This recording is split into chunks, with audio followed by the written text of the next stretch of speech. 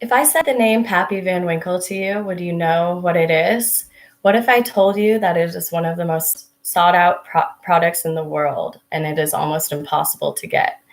There's a man facing 15 years in prison because of felony theft to get their hands on this product.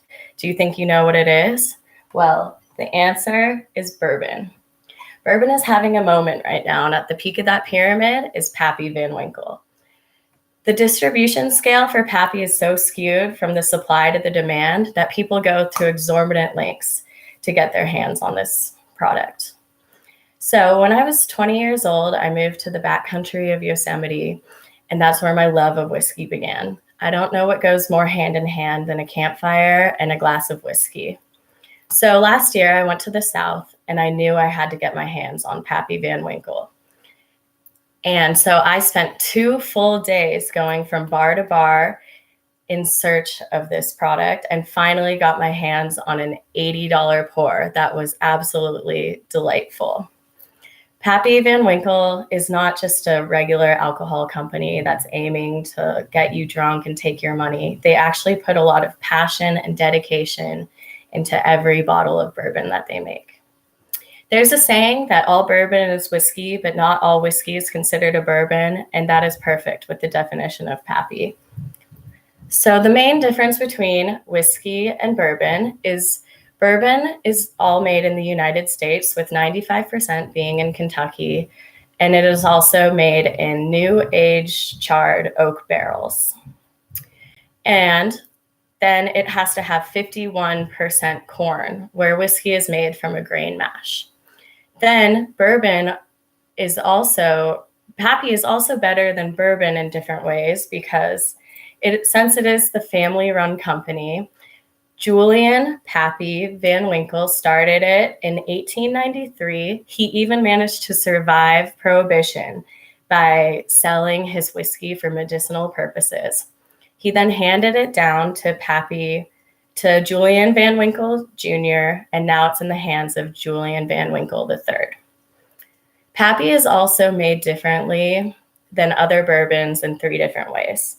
First, regular bourbon is made from corn, rye, and barley, and Pappy is made from corn, wheat, and barley. Then it is also aged for a very long period of time. 15 years is their lowest bottle age. And in those barrels that they're aged in, Pappy Van Winkle III handpicks each of them. So he makes it very special and puts extra care into the bottles. And because of all those reasons, I'm sure you can understand that the demand would be very high. And part of the reason is because the supply is very low. The first one is because Pappy only releases about 7,000 cases per year, and you can compare that to Jim Beam's 7 million cases per year. And also, because it's aged for 15 years and the lowest, you can't just add more into the supply because it takes way too long.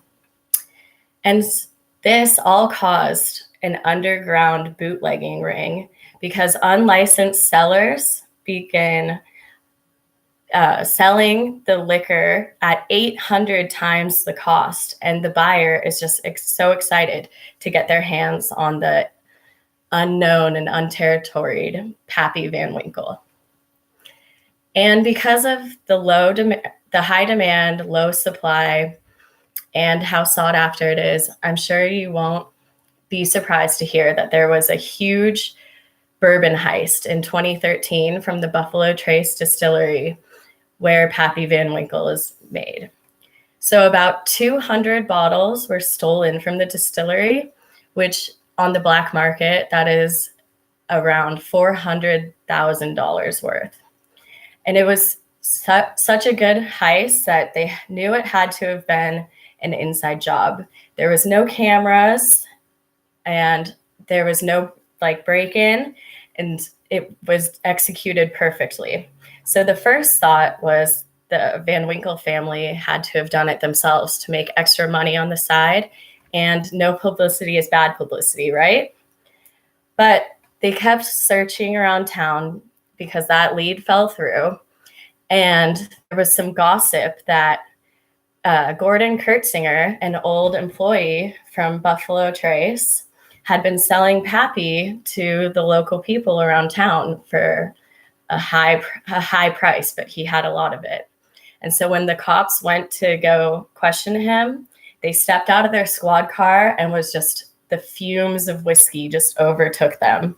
So when they brought him in, Kurtzinger finally just told them everything, that he had had an underground whiskey ring for years and years. He had 8 employees working under him, and Pappy was the holy grail that they were going to take. So now Kurtzinger is facing 15 years of jail time for a bourbon.